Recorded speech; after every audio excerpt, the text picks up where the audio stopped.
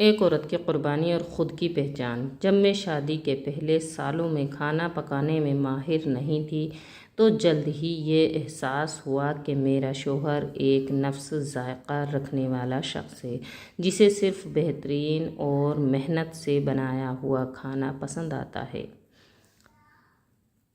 کہتے ہیں کہ مرد کے دل کا راستہ اس کے معدے سے ہو کر گزرتا ہے، اسی لیے میں نے اپنی پوری کوشش کی کہ وہ ہر کھانا سیکھوں جو اسے پسند تھا۔ میری ساس نے میری بہت مدد کی اور میں نے کتب پکوان اور آن لائن ترکیبوں کا سہارا لیا۔ آہستہ آہستہ میں کھانے پکانے میں ماہر ہو گئی اور جو بھی میرے ہاتھ کا کھانا کھاتا اس کی تعریف کیے بغیر نہ رہتا۔ میری ساس ہمیشہ کہتی تھی، ہم نے سب سے مشکل امتحان پاس کر لیا کیونکہ تمہارے شوہر کو کھانے میں بے حد نفاست پسند ہے اور وہ کسی عام چیز پر قانع نہیں ہوتا۔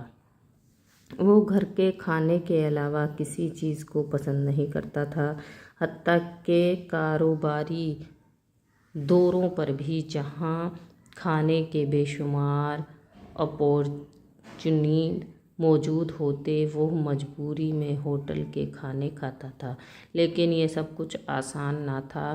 میں 4 بچوں کی ماں تھی، ایک نوکری پیشہ عورت بھی، اور پھر بھی میں نے ہر دن اپنے شوہر کی پسند کے مطابق کھانے بنانے کا بوجھ اٹھایا۔ ایک دن کی خبر جس نے سب کچھ بدل دیا۔ 15 سال کی شادی کے بعد ایک دن جب میں دفتر پہنچی تو میرے ساتھیوں کی سرگوشیوں اور عجیب نظروں نے مجھے حیران کر دیا۔ ایک ہمکار نے بالآخر حقیقت بتا دی، تمہارا شوہر پچھلے 1.5 سال سے اپنی دوسری بیوی کے ساتھ زندگی گزار رہا ہے، اور دلچسپ بات یہ ہے کہ وہ کھانے پکانے میں بالکل ماہر نہیں ہیں، وہ روزانہ ہوٹلوں میں کھانا کھاتے ہیں۔ یہ سن کر دل جیسے بیٹھ گیا۔ کیا میں نے اپنی پوری زندگی ایک ایسے شخص کو خوش کرنے میں گزار دی جس نے بالآخر مجھے یوں نظر انداز کیا؟ تبدیلی کا وقت آیا۔ سب سے پہلے میں نے 15 دن کی بیماری کی چھٹی لی تاکہ خود کو سنبھال سکوں۔ میں نے سوچا، کہاں کمی رہ گئی؟ میں نے اس کے لیے سب کچھ کیا، پھر بھی یہ انجام کیوں؟ پہلے میں ہر چھوٹی چیز خود خریدتی تھی، اس کی پسند کے مطابق کھانے بناتی تھی، ہاتھ سے تازہ روٹی تیار کرتی تھی کیونکہ وہ بازار کی روٹی پسند نہیں کرتا تھا۔ رمضان میں دن رات محنت کر کے وہ پیچیدہ مٹھائیاں بناتی تھی جو وہ دوسروں کے سامنے فخر سے رکھتا تھا۔ اور آج یہ سب کیا تھا؟ میرے اندر کچھ ٹوٹ چکا تھا۔ میں نے آئینے میں خود کو دیکھا، میرا چہرہ عمر سے 10 سال بڑا لگ رہا تھا، آنکھوں میں تھکن اور دل میں مایوسی تھی۔ اور پھر میں نے فیصلہ کیا۔ جب وہ سفر سے واپس آیا تو اس نے حسب معمول بامیے اور اس کے پسندیدہ روٹی کی فرمائش کی۔ میں نے نرمی سے کہا، بچوں کے امتحانات قریب ہیں، میں آج نہیں بنا سکتی۔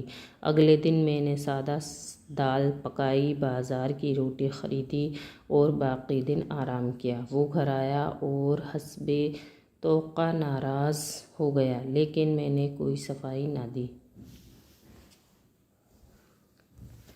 پھر میں نے ایک اور فیصلہ کیا۔ میں نے ناشتے کی میز سے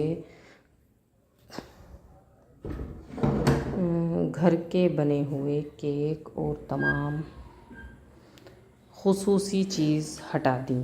میں نے پہلی بار خود پر دھیان دینا شروع کیا۔ میں نے پارلر جا کر خود کو سنوارا، نئے کپڑے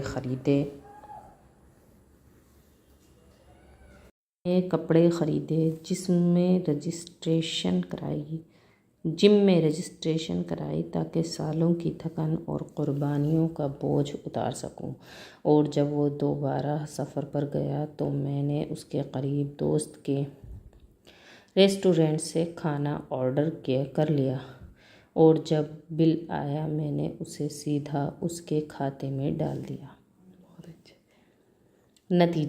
نتیجہ یہ ہوا کہ یہ پہلا موقع تھا جب میں نے خود کو مقدم رکھا۔ میں نے اپنے جذبات اور ضروریات کو سمجھنا شروع کیا۔ وہ شخص جس کی پسند کی ہر چیز میری زندگی میں اہم تھی، اب میرے لیے کوئی ترجیح نہ رہی۔ خواتین کے لیے ایک سبق ہے۔ کھانے پکانے جیسا کام روزانہ کی بنیاد پر ہم سے گھنٹوں کا وقت اور توانائی لیتا ہے، مگر کیا اسے ہماری زندگی کے ہر پہلو پر قابض ہونا چاہیے؟ ہر وہ نوالا جو چند سیکنڈ میں کھا لیا جاتا ہے، گھنٹوں کی محنت مانگتا ہے۔ بس جو لوگ آپ کی محنت اور قربانی کی قدر کرتے ہیں وہی حقیقت قدردان ہوتے ہیں، اور جو نہیں کرتے وہ شاید کبھی اس کے قابل ہی نہیں تھے۔ تو آپ اتنی محنت نہ کریں۔